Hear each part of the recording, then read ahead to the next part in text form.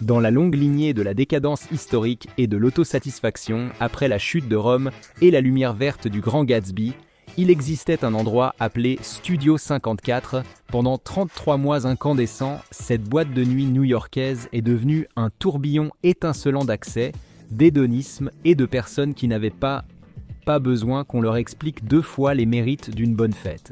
Si Studio 54 était une église, alors ses fondateurs, Steve Rubel et Ian Schrager, en étaient les grands prêtres, officiant une messe nocturne de disco, de décadence et de prise de décision douteuse. Alors aujourd'hui, nous ouvrons la salle VIP à quelques-unes des histoires les plus folles sur le Studio 54. Mais avant de commencer la fête, assurez-vous de vous être abonné à Weird History. Laissez-nous un commentaire en disant quels autres fêtards nocturnes vous voulez découvrir. Essayez maintenant d'oublier ce film avec Mike Myers. Qui veux-je tromper? Personne ne l'a vu.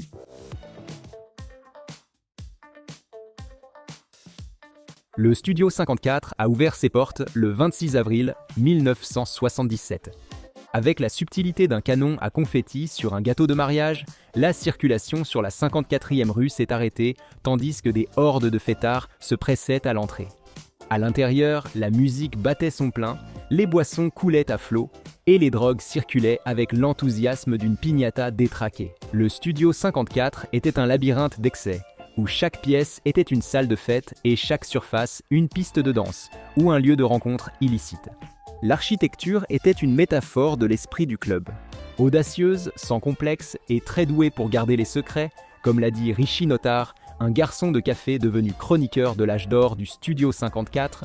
Tu n'imaginerais pas ce qu'il trouvait. Bijoux, pilules, argent, écharpe en cachemire, un appareil photo contenant une once de coke.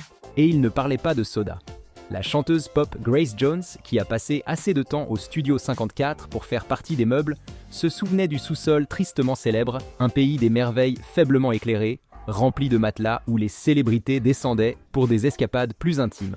À l'étage, la salle en caoutchouc offrait des opportunités similaires d'exploration, avec des murs conçus pour être facilement nettoyés. Si tu te demandes, nettoyer quoi? La réponse est oui. Bien sûr, aucune bonne fête ne peut durer éternellement, surtout quand le fisc s'en mêle. La chute du Studio 54 a commencé en 1978, lorsqu'un employé mécontent a averti le gouvernement que Rubel et Schrager pratiquaient une comptabilité créative. Plus précisément, ils détournaient une part incroyable de 80% des bénéfices du club et cachaient l'argent liquide. Les dalles du plafond. En ce qui concerne le fait de cacher son argent sous le matelas, le plafond est plutôt un déplacement latéral qu'un mouvement vertical. Quand l'IRS a perquisitionné le Studio 54, ils ont trouvé des sacs d'argent, des registres détaillés et 5 onces de, disons, sucre. Comme l'a fait remarquer Pierre Sudler, l'assistant du procureur des États-Unis sur l'affaire, on pouvait voir une énorme quantité d'argent non déclaré. J'étais surpris par le montant, c'était presque 80%.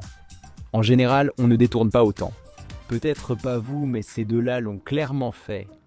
La fête de Rubel et Schrager a pris fin en 1980 quand ils ont été condamnés à la prison, laissant le club à de nouveaux propriétaires qui ont tenté de faire tourner la boule à facettes, mais ce n'était plus pareil.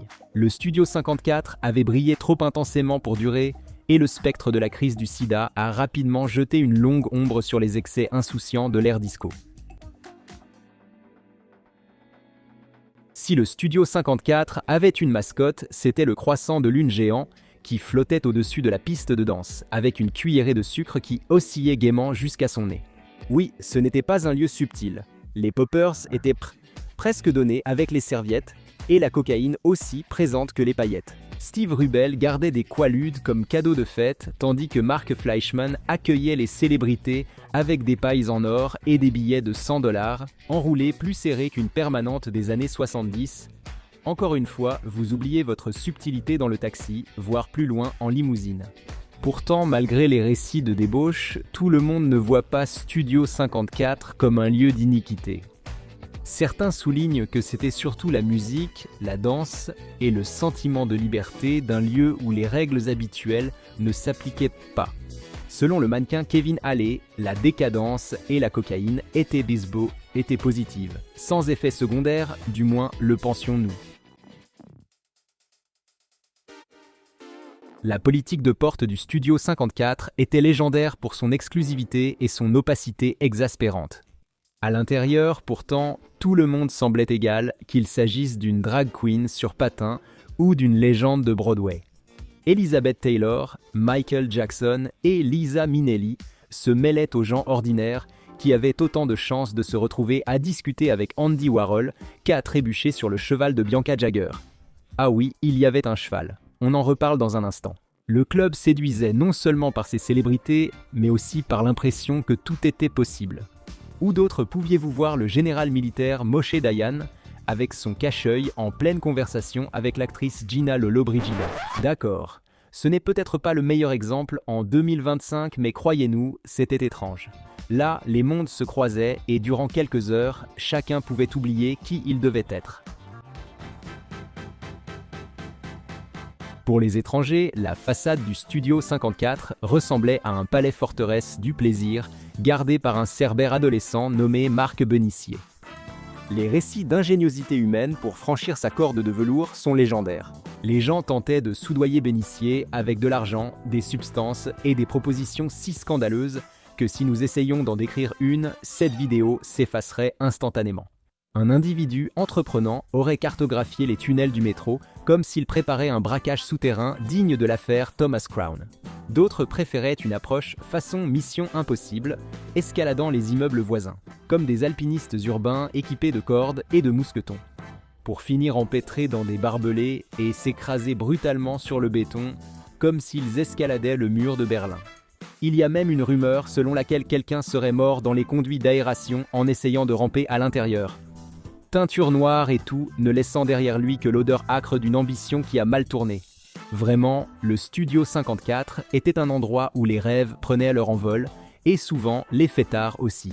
Directement sur la civière du premier ambulancier venu recaler les fêtards. Certains allaient de l'eau parfois jusqu'à la violence, comme cet homme très mécontent qui a essayé de foncer en voiture dans la salle.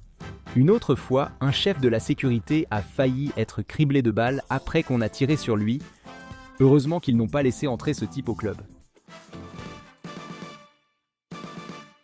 À l'intérieur, le Studio 54 était un kaléidoscope de décadence où les fêtes d'anniversaire de célébrités brouillaient la frontière entre la réalité et le rêve fiévreux. Bianca Jagger, la fêtarde à cheval mentionnée plus tôt, a fêté son anniversaire perché sur un poney blanc guidé par un homme couvert de paillettes argentées. La photo qui en a résulté a propulsé le Studio 54 vers une renommée mondiale et a offert un véritable festin aux tabloïds.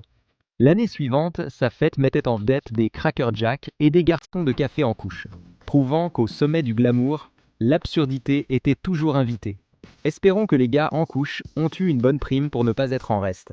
Elizabeth Taylor est arrivée pour son anniversaire sur un char couvert de gardénias, entouré d'hommes à peine vêtus, brandissant des joints et des paillettes à parts égales. En somme, le Studio 54 était l'endroit où l'on pouvait fêter l'anniversaire de Liz Taylor. Ce lieu ne se contentait pas de soirées, il organisait de véritables spectacles. Les fêtes d'Halloween, par exemple, transformaient le club en manoir hanté, où des ghouls surgissaient pour effrayer les invités sans méfiance.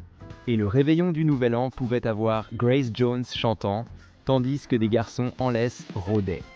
Même la Saint-Valentin devenait un tableau surréaliste avec des clôtures blanches et des parterres de fleurs, où la romance comptait moins que l'amour, et plus que votre costume soit jugé suffisamment avant-gardiste pour pouvoir entrer. Mais toutes les soirées à thème n'étaient pas un succès. Dolly Parton, arrivant pour sa fête sur le thème de la ferme, aurait été déconcertée par la foule immense. Épaule contre épaule, près des paillettes, elle n'a pas vraiment aimé la déco. Avec bottes de foin, âne et mulet, elle s'est finalement retirée sur le balcon, même si les rapports ne précisent pas si Jolene est restée sur la piste de danse. Peut-être que le joyau de la couronne du chaos du Studio 54 fut la fin de l'adieu à la Gomorrah moderne. Les copropriétaires de la fête, Steve Rubel et Ira Schrager, qui risquèrent la prison pour fraude fiscale, ont décidé de sortir. Pas en douceur, mais avec un éclat mené par Diana Ross.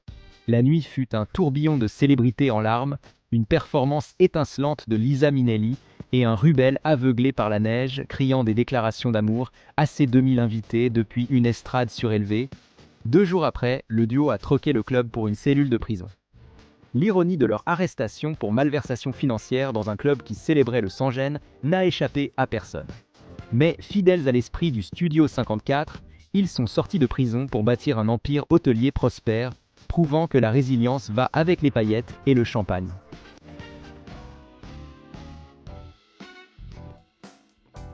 La chute du Studio 54 fut aussi spectaculaire que son ascension, avec l'IRS jouant le rôle du rabat-joie ultime. Lorsque le dernier stroboscope s'est éteint, le club était devenu le symbole même de la décadence qu'il célébrait autrefois, un monument à l'hédonisme renversé par ses propres excès. Studio 54 n'était pas qu'une boîte de nuit, mais une expérience sociale.